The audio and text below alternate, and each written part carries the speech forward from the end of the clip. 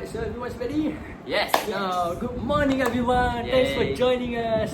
Today, we're going to be diving deep into Vygotsky's social culture theory. So we're going to, especially in zone of proximal development or ZPD and scaffolding.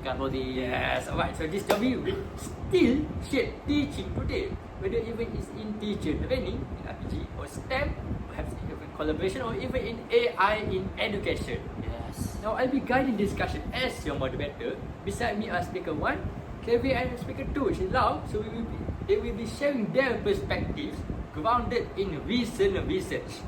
Now my role is to guide the flow, ask the questions, and wrap up with a summary. Alright, so the question is, you may be asking, hey, why this topic? Because learning isn't just about memorizing rules, it's about interacting with others. We want to build creativity and apply knowledge in a real context. So Vygotsky argued that learning flourishes in social settings where guidance is present. And the vision backs up Gao 2024 tested the zone of proximal teacher development or ZPTD in pre-service teachers training.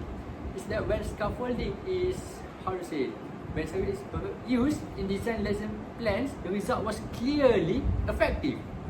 Now, in a moment, I'll be handing things over to speaker 1, Kevin, to walk us through ZPD's core concepts. But before that, let's step back to see how this plays out in different fields.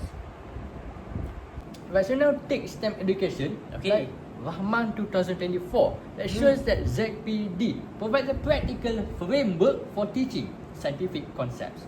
So remember, it's not just about teaching formulas, but with scaffolding, abstract theories can become something students can actually use and test through inquiry-based learning. Now then, as for the next one, if I'm not mistaken, yes. So here's how we're today gonna be unfolding. Speaker 1 is gonna be explaining the fundamental of ZPD and scaffolding with concrete classroom examples. And speaker 2 will be critically examining both the key question about AI in education. So you're gonna be drawing research, especially on Yan et al. 2025. Okay. And as for me, as the moderator, I will be connecting the dots and raising a key question about AI in education. So again, we're going to be drawing research by Yan et al. 2005. But so now, the studies compared to proactive AI agents, passive agents, and traditional scaffolding came out and a result, which is the proactive AI scaffolding had the strongest effect on the comprehension of visual learning identities. So now the benefits actually lasted even after the lesson ended. Alright, so by the end of the discussion, we don't want to see just how Vygotsky's ideas still matter, but also how they can guide us in the future. So we can come from traditional classroom to AI-driven environments. Yes. Right, so let's get started. Speaker 1, could you please take us through the key concepts of ZPD and scaffolding and show us what recent research that you can come up that tells us about it. Thanks, moderator, and good morning, everyone. Let me start by visiting Vygotsky's idea of the zoom of proximate development of ZPD. Okay. The ZPD is a gap between what a learner can do on their own and what they can achieve with the right guidance. This is where scaffolding comes in. With support from the teacher or even from the peers, learners can stretch beyond their current ability and move toward the real mastery.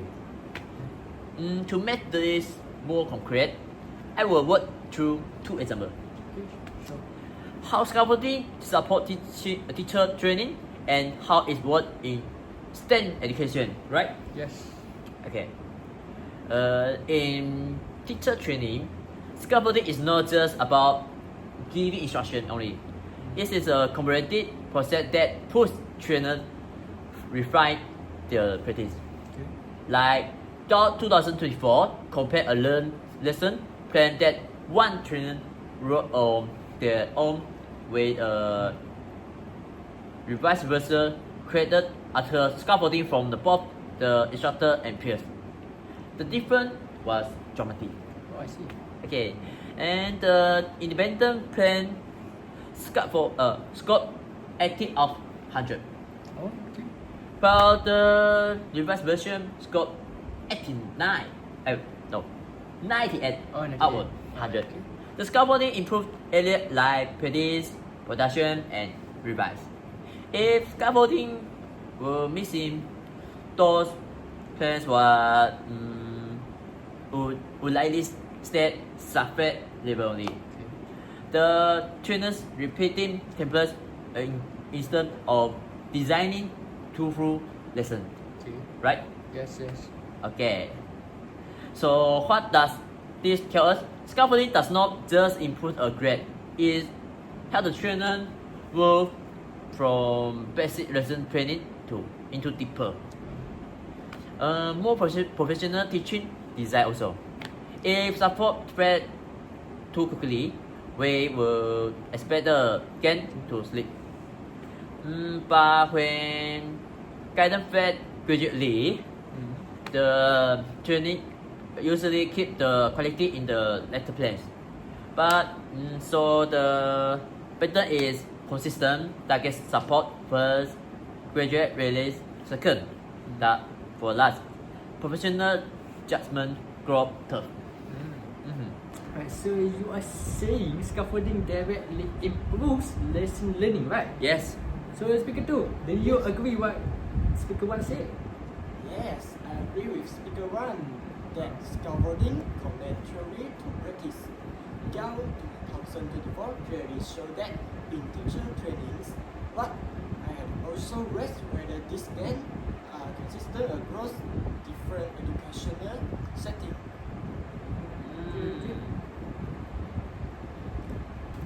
Okay. Scaffolding is not just limited to teacher training. It is just powerful in STEM education. Just like Raymond 2024 shows how scaffolding allows students to connect extra theory with hand-on problem solving instead of memorizing formula passively. Students engage in incredibly based experiment and collaborative tests with teacher guidance. Okay. The result is that abstract science concept become real, usable knowledge. Okay. If that scaffolding step were missing, students would likely fall back into the raw memorization, showing formula on paper but failing to apply them in real experiment. So the guidance is a factor. It's the factor that shapes learning from theory into practice. This show that scaffolding can turn STEM learning into an active, problem-oriented process where theory and practice are no longer separate. Without it, students might memorize formula but fail to transfer them into network of problem solving, showing why ZPD is essential for applied learning. Without inquiry, prompt, and collaboration, students often fall back into memorizing formula rather than apply them. So whether it is in teacher training or STEM education, scaffolding within the ZPD is the transformative thought. It doesn't just deliver content, it builds independent thinking, creativity, and collaboration. That's why I believe Vygotsky theory is not just relevant, it's essential for modern teaching. Right? Yes. So, Okay. thank you, speaker 1. Yes. Okay. So, speaker 2, Okay. do you see scaffolding as universally effective, or do challenges still remain? What do you think? I appreciate speaker 1's point. ZPD theory support in theory and practice. But I argue that scaffolding is often defined inconsistently, which makes effectiveness harder to measure. I see, I see. Thank you, moderators, and thank you, Speaker One, for laying out how JetPT and scaffolding support teachers training and STEM education. I share much of that view. Scaffolding has real benefits, but for my part, I would like to zoom in on two things. First, the weaknesses. The fact that scaffolding is often defined and applied inconsistently across studies. Second, the strength. How Vygotsky's idea can unlock creativity, especially in technology-enhanced classroom. I don't say this to dismiss scaffolding. My aim is to strengthen it, to show how clarity in definition and careful integration with technology can make it more reliable and more powerful. I see. Okay, let's start with the challenge. Scaffolding sounds simple, but across the literature, it is described in inconsistent ways, and that inconsistency matters. It doesn't just stay on paper. It shapes how teachers try to implement scaffolding and how researchers measure whether it works. Ertugrul et al. 2023 found wide variations. Many studies use scaffolding but disagree on meaning, purpose, or strategies. And it is not just vague language. The data shows it too. For example, contingency, which most of us would consider a core match feature of scaffolding, is very mentioned. There is also the issue of terminology. Researchers don't always use the same terms, and sometimes they don't give enough detail for us to even know what type of scaffolding is being studied.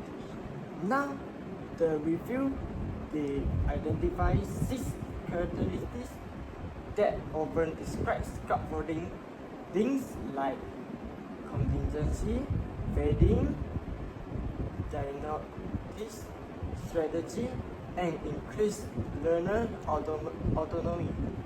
But even then, the goal and the method sometimes didn't match. That made evaluation harder since teachers can replicate results and researchers can compare across contents. If researchers adopt a shared checklist of scaffolding elements such as contingency, fading, and autonomy, finding could be compared and scaled more reliable. When we don't name the goal or strategy clearly, teachers can reproduce the result and researchers can compare studies. That is why the impact looks uneven. If programs adopt a shared checklist of terms and goals, we should see more stable outcomes across schools. And in bilingual setting, we even see scaffolding take different forms depending on language use. The review found that when teachers use L1, learners tend to use L1 too. They suggest different scaffolding configurations depend on the context. Okay, I might disagree slightly. Even if definition vary, the impact of scaffolding remains strong in practice. For example, Remark 2024 shows clear result in STEM when students brace theory with problem solving. I see your point, but without consistent definitions, Yes. it is hard to measure effectiveness across contexts. If we want to scale beyond single test, we need clarity. Oh. So what you disagree with speaker one? Are you saying that clear definitions doesn't matter as long as classrooms still show progress? Yes. Could that create problems when trying to compare across schools or countries? Can. I see. So you still agree with your point lah? Okay. Now, let's switch to the opportunities. Okay. Because the idea become especially powerful when combined with the technology enhanced learning. Here, teachers are not just instructor but designer of learning experience. When ChatGPT is integrated with 21st century test design, it offers multiple options for creativity and new ideas. And this also changed the teacher's role. Instead of just delivering context, teachers design effective scenarios, creatively connecting pedagogy, content, and technology. Yes. This tailoring of instruction to fair within learners. ChatGPT is itself a creative process because it produces new knowledge. Okay. And teachers aren't doing this alone. No. In fact, interview with 10 Korean teachers show how AI could play a role.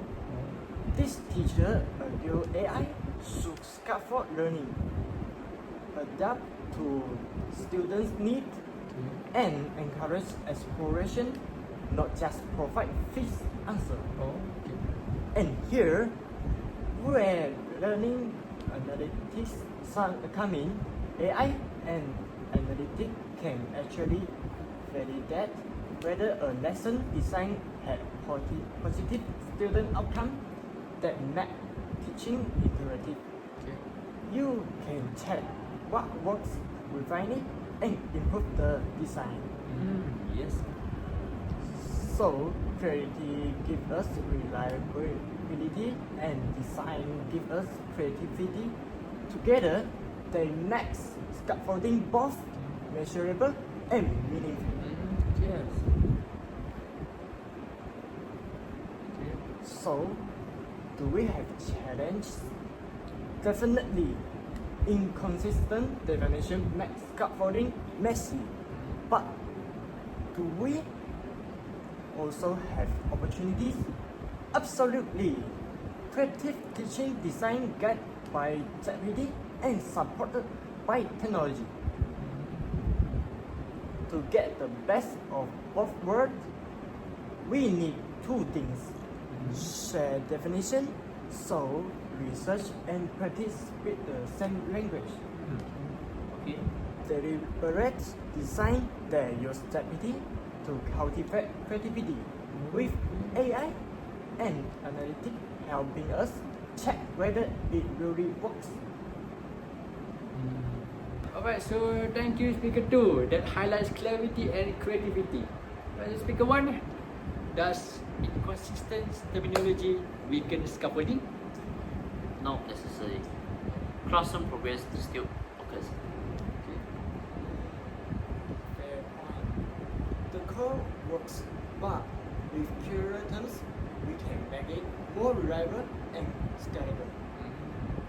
Thank you speaker 1 and speaker 2 for your thoughtful perspectives. So we have heard how scaffolding actually connects theory with practice, but we also seen how inconsistent definitions can make it harder to evaluate. Now, let's bring the discussion in today's classroom. I want to focus on two modern challenges. First, how collaborative learning works in practice.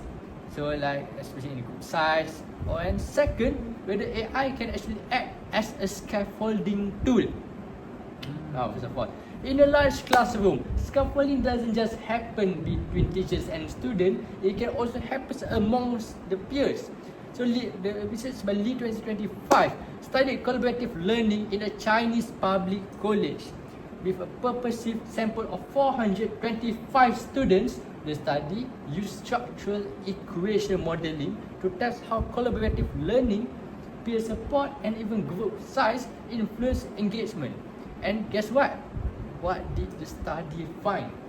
Collaborative learning actually increases peer support, and peer support in turn drives engagement. Now, but here's the key detail. This only works well when groups are kept small. In larger groups, it's actually the effect should drops more because students participate less. So in practice, we'll be expecting very large group to weaken engagement even further.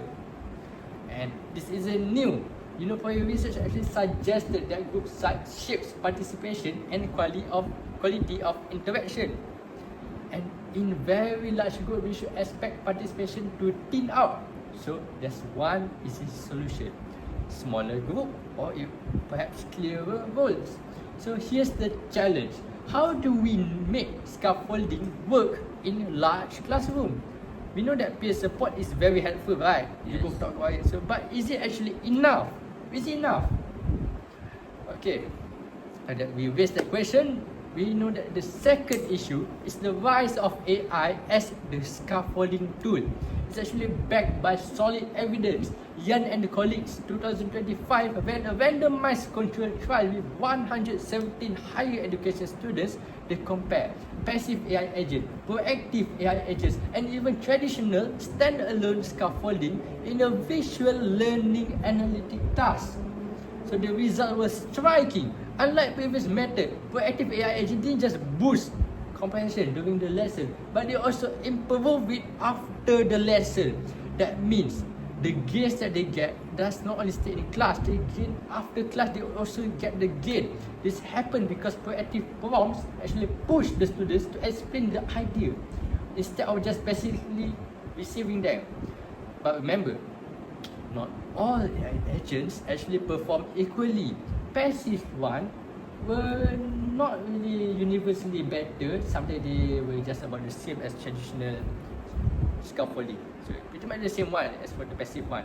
So now the reason proactive agents help more is a timely prompt, a well-placed question actually nudges the students to explain and connect ideas. So now, here's my question to both of you. Okay. So let's say if proactive AI scaffolding can produce lasting gains, I said before, right?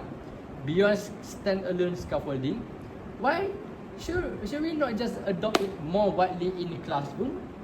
Why not? Especially for complex visual learning. What do you guys think?